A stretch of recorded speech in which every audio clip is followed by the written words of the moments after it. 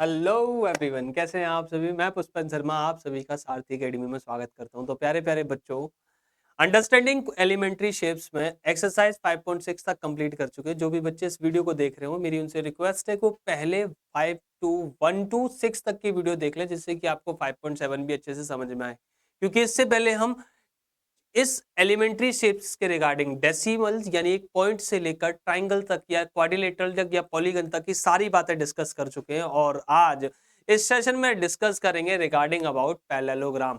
जानेंगे पैरेललोग्राम की कंडीशन और जानेंगे क्या क्या प्रॉपर्टीज रखता है एक पैरेललोग्राम, जो हमने लास्ट सेशन में भी डिस्कस की थी और यहाँ भी डिस्कस की जाएंगे। और उसके बेसिस पर करेंगे प्यारे प्यारे बच्चों अच्छे अच्छे क्वेश्चन। तो चलिए इस सेशन को शुरू करते हैं, क्योंकि इस सेशन का नाम है understanding elementary shape with Pushpendra Sharma. तो चलिए प्यारे प्यारे बच्चों, फर्स्ट ऑफ ऑल पहले हमें समझना पड़ेगा सर, ट्राइंगल के बाद क्वाड्रिलेटरल क्या होते हैं। What are quadrilateral? A four side bounded figure which sum of all angles is 360। एक ऐसा चार साइडों से घिरा हुआ एक ऐसा फिगर जिसके सारे के चारों एंगल का समीशन 360 बन जाए। A four side bounded figure which sum of all angle is 360 is known as quadrilateral. Quadrilateral क्या है? एक फोर साइड बाउंडेड फिगर है जिसके के चारों एंगल का समीशन 360 होगा, उसे हम क्या कहेंगे? क्वाड्रिलेटरल कहेंगे। एंगल सम प्रॉपर्टी कहती है क्वाड्रिलेटरल की, इसे हम कहते हैं angle sum property.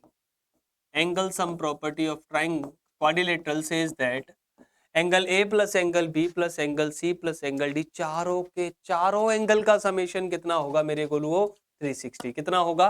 360। Okay, the next thing, types of quadrilateral. Quadrilateral कितने टाइप्स के होते हैं? तो प्यारे प्यारे बच्चों, क्वाड्रिलेटरल्स को बांटने का तरीका लिया हमने पैरेललोग्राम पर। पैरेललोग्राम जिनकी two pair of parallel side होती है, यानी ऑपोजिट साइड के जो दो पेयर होते हैं वो आपस में कैसे होते हैं? पैरेलल होते हैं। तो क्वाड्रिलेटरल में पहले पैरेललोग्राम और पैरेललोग्राम से बने थे रेक्टेंगल एंड रोम्बस, यानी all the rectangles and rhombus are parallelogram. और रेक्टेंगल और रोम्बस से क्या बना है? स्क्वायर। तो सारे के सारे रेक्टेंगल और रोम्बस हैं वो क्या होंगे? सारे के सारे स्क्वायर एक रेक्टेंगल जैसे भी शो हो सकते हैं और रोम्बस जैसे भी, क्योंकि स्क्वायर के पास रेक्टेंगल की प्रॉपर्टी सारी होंगी जो अभी हम जानेंगे। तो हमने चार क्वाड्रिलेटरल डिस्कस करने हैं, एक parallelogram, rectangle, rhombus and square. तो first start with parallelogram. What is property of parallelogram? Parallelogram क्या है प्यारे प्यारे बच्चों? एक ऐसा क्वाड्रिलेटरल जिसकी ऑपोजिट टू पेयर्स कैसे होते हैं? पैरेलल होते हैं। Opposite side are parallel and equal. Opposite side कैसी होती है? पैरेलल भी होती है और लेंथ में कैसी होती है? इक्वल भी होती है। लेंथ में कैसी होती है? इक्वल। किसकी? पैरेललोग्राम की। Second property, opposite angles of parallelogram are equal. अगर आप एक पैरेललोग्राम की फॉर्मेशन करते हैं तो आप यहां देख पाएंगे कि ऑपोजिट एंगल कैसे होंगे मेरे गोलुओं? Opposite angle of parallelogram are equal. Opposite angle of parallelogram are equal. Opposite side are parallel and equal and the opposite angle are equal in parallelogram. Okay, the next thing is the sum of adjacent and adjoining angles of a parallelogram is 180. हम last session में भी ये सारी चीजें discuss कर चुके हैं कि अगर मैं इसके एडजेसेंट एंगल की बात करूं तो ये दो एंगल का समेशन कितना होगा? 180। सिमिलरली अगर मैं इस एंगल और इस एंगल की बात करूं तो इनका समेशन भी कितना होगा सर? 180। इन दोनों एंगल की बात करूं तो इनका समेशन भी कितना होगा? 180। यानी आप कोई से भी एडजेसेंट एंगल ले लीजिए, चाहे ए बी ले लीजिए, चाहे बी सी ले लीजिए, चाहे सी ए ले लीजिए, और चाहे सी ए के बाद डी ए ले लीजिए। आप कोई सी भी एडजेसेंट एंगल ले लीजिए, सबका समेशन कितना बनेगा? 180 बनेगा। कितना बनेगा? 180। The fourth property of parallelogram says that the diagonal of parallelogram bisect each other and equal in length. अगर एक पैरेललोग्राम के डायगोनल्स की बात करूं तो ये होते हैं डायगोनल्स। अगर एबीसीडी एक पैरेललोग्राम है, एबीसीडी एक पैरेललोग्राम है, तो AC is equal to BD या DB। AC इक्वल होगा DB के और ये सब आपस में क्या करेंगे? एक दूसरे को बाइसेक्ट करेंगे, इक्वली पार्ट में क्या करेंगे? डिवाइड करेंगे। बाइसेक्ट करने का मतलब क्या है मेरे गोलुओं? बाइसेक्ट करने का मतलब है इक्वल पार्टों में क्या करेंगे? डिवाइड करेंगे। पैरेललोग्राम के डायगोनल्स कैसे होते हैं? लेंथ में इक्वल और एक दूसरे को क्या करते हैं? बाइसेक्ट करते हैं। क्या करते हैं गोलुओं? बाइसेक्ट करते हैं। The next thing, property of rhombus क्या कहती है सर? प्रॉपर्टी ऑफ रोम्बस, ये एक रोम्बस है जिसकी चारों साइडें कैसी है? इक्वल। डायगोनल एक दूसरे को बाइसेक्ट कर रहे हैं पर लेंथ में इक्वल नहीं है। और कहाँ बाइसेक्ट कर रहे हैं? 90 पर। यहाँ लिखी है सारी प्रॉपर्टीज जो हम पहले भी पढ़ चुके हैं। Property of rhombus, properties of rhombus क्या है? Opposite side are equal and parallel to each other, सारी की सारी साइड, ऑपोजिट साइड नहीं, सारी की सारी साइड कैसी होती है, इक्वल, तो ऑपोजिट साइड ऑलरेडी इक्वल होंगी और कैसी होती है, पैरेलल होती है। Diagonal bisect each other at 90, diagonal bisect तो करते हैं लेकिन कहां बाइसेक्ट करते हैं, 90 पर बाइसेक्ट करते हैं। And the third thing, opposite angles are equal and opposite side are parallel, opposite angle कैसे होते हैं, इक्वल होते हैं और ऑपोजिट साइड कैसी होती है, पैरेलल और इक्वल होती है। ये हमने पहली लाइन में पढ़ा है, opposite side are equal and parallel to each other. Opposite angle भी कैसे होते हैं, इक्वल होते हैं। एंगल डी ई के इक्वल है तो एंगल सी एंगल ए के इक्वल होगा। अच्छा, sum of adjacent angle is 180 in parallelogram, तो यहाँ भी सारे एडजेसेंट या एडजॉइनिंग एंगल का समीशन कितना होगा मेरे को, 180 होगा। The next thing, rectangle, rectangle भी हमने पढ़ा था, एक पैरेललोग्राम है क्योंकि ऑपोजिट पेयर का ऑपोजिट पेयर ऑफ साइड कैसी होती है, पैरेलल होती है।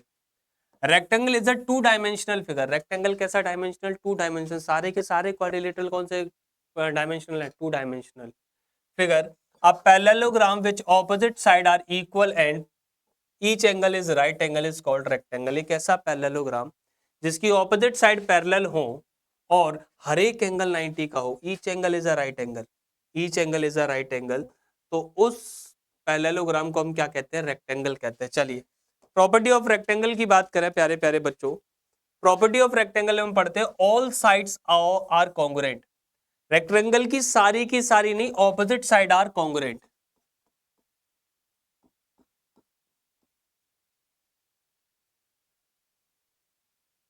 ऑपोजिट साइड पैरेलल भी होती है, कॉन्ग्रुएंट भी होती है और इक्वल। कॉन्ग्रुएंट कहने का मतलब बिल्कुल डिट्टो सेम, बिल्कुल मेरे जैसा। एक मेरे बगल में खड़ा है, he is congruent to me, समझ में आ रहा है बात। जैसे मैं यहाँ हूँ और मेरे सामने कैमरे में मैं हूँ, तो हम दोनों क्या है, एक दूसरे के कॉन्ग्रुएंट है, बिल्कुल डिट्टो डिट्टो सेम है। तो कॉन्ग्रुएंट होती है इसकी ऑपोजिट साइड और इक्वल होती है। डायगोनल लेंथ में इक्वल होते हैं और बाइसेक्ट भी करते हैं, पर 90 पर बाइसेक्ट नहीं करते मेरे बच्चों। Opposite angles are equal and opposite side are parallel, opposite angle कैसे होते हैं, इक्वल होते हैं। चारों के चारों एंगल ही 90 है तो ऑपोजिट एंगल इक्वल होंगे और ऑपोजिट साइड पैरेलल होती है, ये हमने बात जानी ही है। अच्छा, स्क्वायर बहुत इंपॉर्टेंट आदमी है स्क्वायर मेरे बच्चों, क्यों, क्योंकि ये सबकी प्रॉपर्टी रखता है। A parallelogram in which all side are equal and each angle measuring 90 is called a square, एक ऐसा पैरेललोग्राम जिसकी चारों साइड कैसी हो, इक्वल हो और ईच एंगल कितने का हो, 90 का हो, उसको हम क्या कहते हैं, कि स्क्वायर कहते हैं। Parallelogram in which all sides are equal and each angle measuring 90 is called a square. Next, property of square प्यारे बच्चों आप बहुत अच्छे से समझिएगा। हम बात कर रहे हैं प्रॉपर्टी ऑफ स्क्वायर की, तो प्रॉपर्टी ऑफ स्क्वायर आपको समझने की बहुत अच्छे से जरूरत है। क्यों, क्योंकि अभी इन्हीं प्रॉपर्टीज पर आपको क्वेश्चन बोलने हैं। All four sides are equal to each other, चारों की चारों साइड आपस में कैसी होती है, इक्वल होती है, एक पैरेललोग्राम की, like rhombus. The opposite side are parallel to each other, opposite side कैसी होती है सर, स्क्वायर की पैरेलल होती है। ऑपोजिट साइड पैरेलल तो इक्वल भी क्योंकि चारों साइड इक्वल है। Next, diagonal are equal in length and bisect each other at 90। आप देखो डायगोनल बाइसेक्ट करते थे पैरेललोग्राम के, इसके भी कर रहे हैं। रोम्बस के 90 पे काटते थे, इसके भी काट रहे हैं। रेक्टेंगल की इक्वल होते थे, इसके भी कैसे हैं, इक्वल, यानी इसके पास तीनों की प्रॉपर्टी है।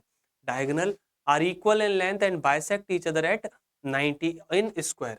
चलो, अगर आप इतनी बातें जान चुके हैं मेरे बच्चों, तो एक बार वीडियो को पॉज कीजिए, दोबारा से रिवाइंड कीजिए सारे के सारी प्रॉपर्टीज, क्योंकि लास्ट सेशन में भी जानी थी, इस बार भी ये सारी प्रॉपर्टीज रिवाइज किए। क्यों, क्योंकि तभी हम इन क्वेश्चनों को डील कर पाएंगे। अब बातें करेंगे प्यारे बच्चों अंताक्षरी की, यानी ट्रू फॉल्स की। चलिए शुरू करते हैं इस अंताक्षरी को, जिसको लेके प्रभु का नाम, सॉरी, शुरू करें अंताक्षरी लेके प्रभु का नाम। तो first of all, each angle of rectangle is right angle, सही बात है या नहीं, yes that is true.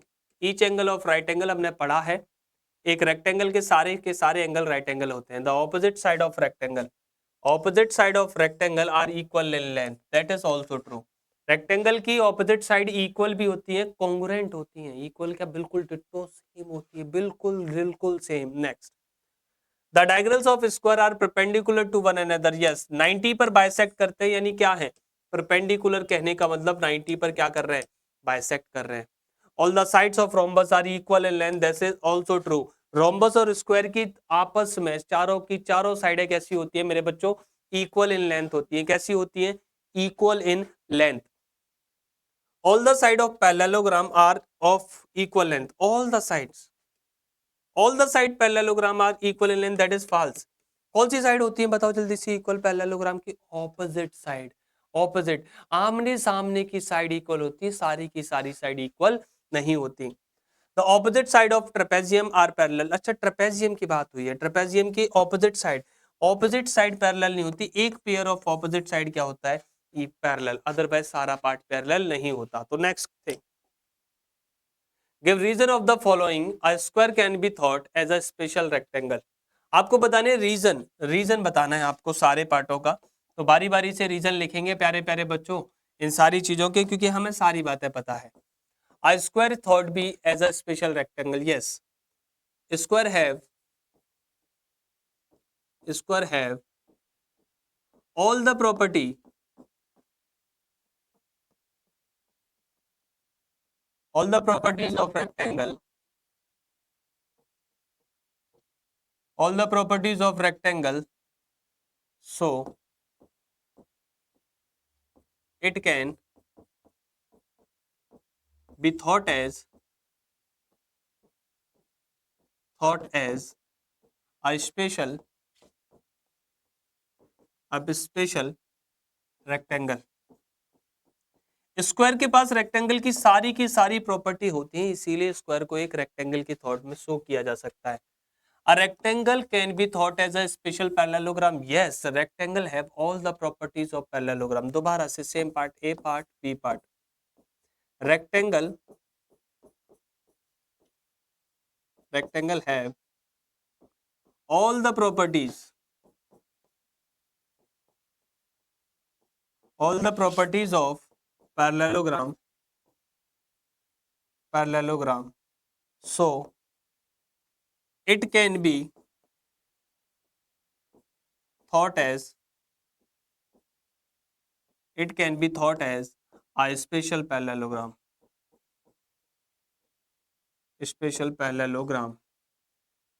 Yes or no? Yes. Next question पढ़ो प्यारे बच्चों. Next. A square can be thought as a special rhombus. Yes, square have same property. A square have all the properties of rectangle, so it can be thought as a special rhombus. Same theory लिखनी है आपको C part में भी. Square have all the property of rhombus, so it can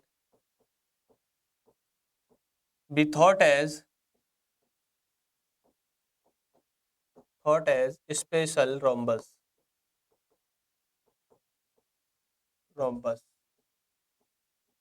Next, square, rectangle, parallelogram are quadrilateral. Yes, D part. Square, rectangle and parallelogram are four-side bounded figure.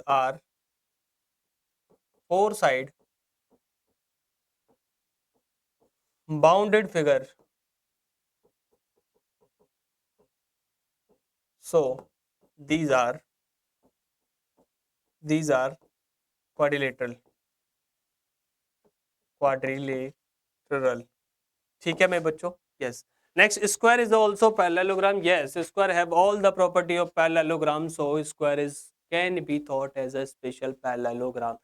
सब में वही language लिखनी थी, कोई नई लैंग्वेज लिखनी ही नहीं है. क्यों? क्योंकि प्रॉपर्टीज के बेसिस पर ही तो रेक्टेंगल को स्क्वायर को रेक्टेंगल, स्क्वायर को रोम्बस और स्क्वायर को पैरेललोग्राम कहते हैं हम. तो उसी प्रॉपर्टीज के बेसिस पर हमने इन बातों को शो किया है. The next question, a figure is said to be regular if its sides are equal and length and angle are equal. Measuring can you. तो प्यारे प्यारे बच्चों, रेगुलर पॉलीगन, इरेगुलर पॉलीगन हमने पढ़ा था.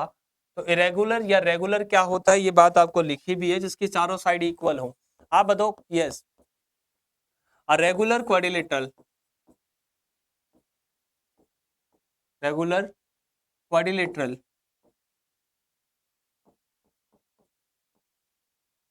या फिर हम ऐसे लिखा, a square can be thought as square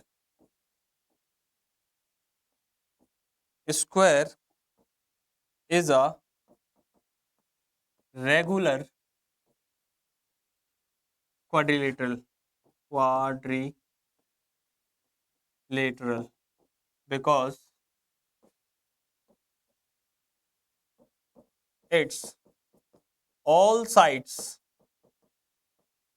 and angles